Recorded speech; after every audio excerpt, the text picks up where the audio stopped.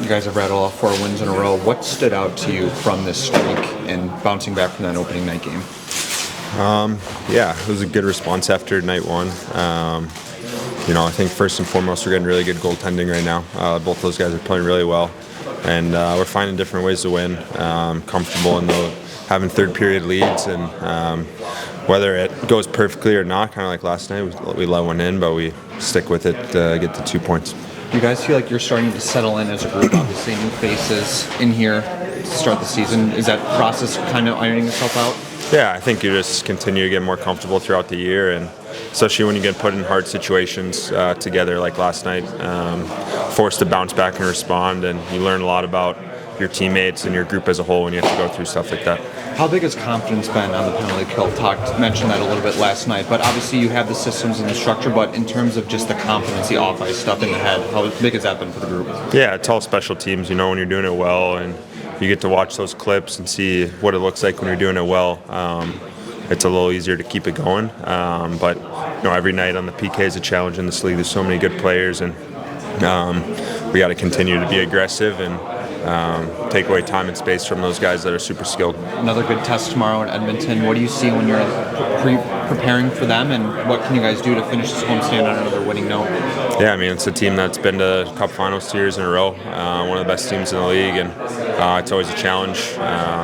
We know about their top-end talent, but they're a deep team, and it's going to take everyone tomorrow. Hey, JT, how important is it just to get off to this type of start? It's got to build confidence, I would think, and considering the last couple years, just that kind of start, it's got to feel good, I would think. Yeah, it's easier to learn when you're winning, I would say, and I think we still have things to improve on. We're working on face-off plays today and being on the same page, so there's still a lot to work on and improve, and that's the daily goal. Game day, practice day is to get better as a team, but we're doing a good job of managing games, and that's why we're giving ourselves a chance to win games right now. Does the game, when you dissect games from a win or from a loss, does that differ at all? Is there certain things that maybe you emphasize differently or look at differently coming from a win or loss? It's kind of whatever the coaching staff and Todd wants us to take away from the game. Sometimes it's things we did well. Sometimes it's things we can work on.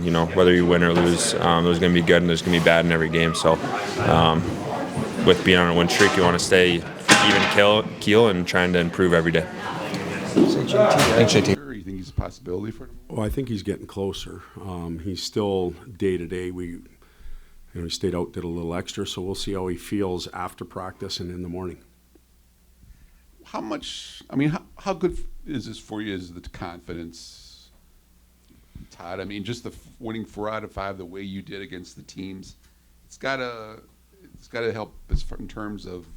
Well, yeah, you know what? The confidence is great. We've earned the right to feel good about ourselves. But the test, we just don't hand in the paper and walk away. This test goes on forever, and there's tomorrow, and then there's the next day. And we can't give anything back. We have to, and I'm not talking about wins and losses, we have to continue to move our team forward. I felt like today we could add something to our game. Our practice probably looked a little different for you guys. We could add something to it and get ahead. But the minute we give something back, we got to go fix things. And I'm off on a tangent. Obviously, you asked me a question, but I'm trying to tie it into that confidence and being confident, feeling good about yourselves is a real good thing, but letting it slip sometimes comes with that. And we're going to try and make sure that doesn't happen. Todd, is it easier to teach when you're winning, playing well? Well, guys feel a little better about themselves. It's a catch-22. It depends where your team is. If you're in a long losing streak, it's hard to be firm on them. Sometimes, like practice today, there was a couple firm moments where we're winning right now. You can be a little bit harder on them. Again, we don't plan on giving anything back. We want to move our team forward, and that includes the 40 minutes in practice. And if you're not going to go, then don't even come out. But if you're going to be out there, let's move it forward. I think I've heard you say before that as winning streaks go on, you can teams can sometimes kind of let their game slip a little and maybe be surrounded. Well, it's natural. Are we going to win until April 15th every game? No, we're not. It's impossible. We'd like to keep winning as long as we can, but what ends up happening, I remember Jacques Lemaire saying that your team is like your body. The germ gets into your body, and 4 or 5 days later or 4 or 5 games later, it shows up, and all of a sudden your team is sick and it's not playing well. It's not what happens, down the road. It's what's happening right now. We got to keep our thumb on things and make sure that we're sharp and we're attentive to detail. We're prepared to work, and then when it's time to rest. And then for Larkin and Kane, were those maintenance days, or is there any concerns? Yeah. So I knew you guys were going to ask me all these things. Razor's still day to day. Obviously, we talked about that. Larkin was a maintenance day. Kaner won't play tomorrow, and he'll continue to be evaluated. We'll have an update on him as we go forward. Are you going to stick with Gibson for tomorrow? Gibby's going to play tomorrow. And, we talked a lot about the rookies, and you talked about tests early in the season. I mean, they've already faced some of the best players in the league in Toronto and some of the best teams, Florida, and then tomorrow you get even a bigger test with that team coming in. Just how eager are you to see how they fare against these elite players and elite teams? Well, that's still, I guess, part of the evaluation process, and so far they've done a real good job. They are they may be ahead of some people because of them playing those 7 exhibition games. It kind of really got them going. But we'll keep an eye on them. We have a ton of confidence. I keep telling you that. We have a ton of confidence in them. And we try and work with each of them individually every day to help them with their games or reaffirm what they're doing well already. And, they're going to see Connor and Leon tomorrow. And there will be times where they'll be separate. There'll be times when they're playing together. And that sometimes is a big wake-up call to some of the younger players because they can, as you know, they can really go and affect the game. But we feel confident putting them out there. Just to kind of build on that, obviously you coached McDavid and Draisaitl. How do you prepare maybe some of the younger players who have never played against them before? Well, they have some tendencies, but the last thing you want to do is scare the living daylights out of your younger players. They can't go out there and play tentative and fearful, but both Connor and Leon have a few tendencies that will probably make our players aware of, and then they're going to have to play and they're going to have to experience it. And they've gone up, as you mentioned, against Matthews already and Suzuki and Caulfield and some of these players that are Braden Point, perennial all-stars and Olympic stars. They face some of these players already. So, tomorrow will be a couple others, and they'll be fine. And then how far is a game like last night going to go towards John Gibson's confidence, especially coming into a new situation after having played in Anaheim for so long?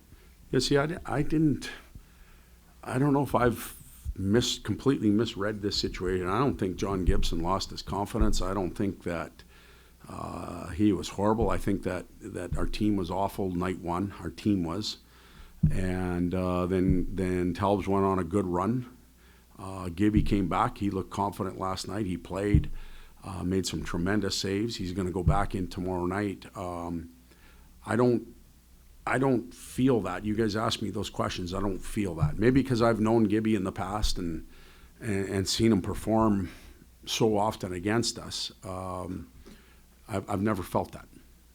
You talked about focusing on the details and habits during practices and in the games. In terms of puck possession, how much of an emphasis has that been for this group? Well, if you have it, the other team can't score. That's normally what happens.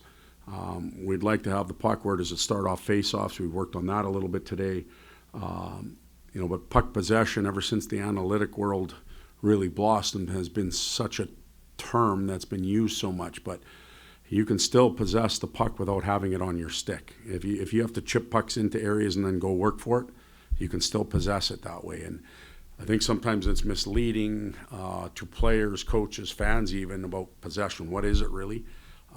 You want to be able to control your shift, and we've stressed that from day one.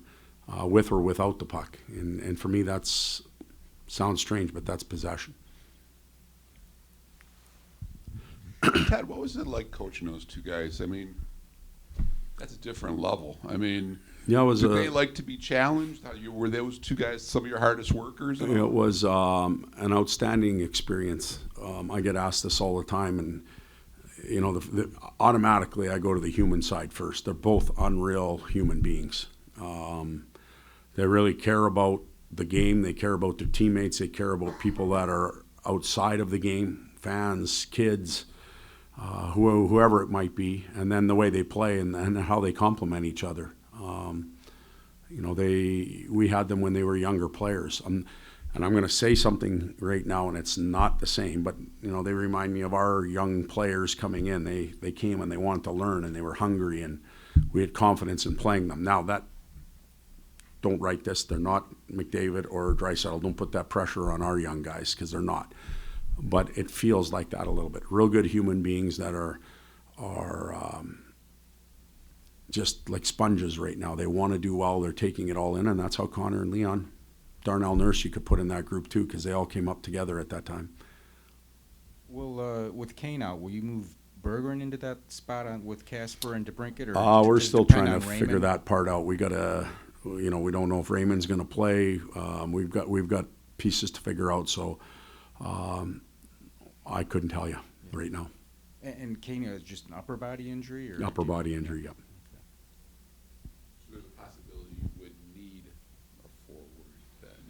Well, you know, Lark's is maintenance, so we're counting on him playing, and we don't know what Razor will be like. And, you know, 3:00 game doesn't help anybody. It doesn't help you guys to get your story out, because you won't know until we show up. And 3:00 doesn't help the coaching staff plan, because we've got to have plan A, B, and C. And we'll approach it that way. Good? Thanks. Yeah.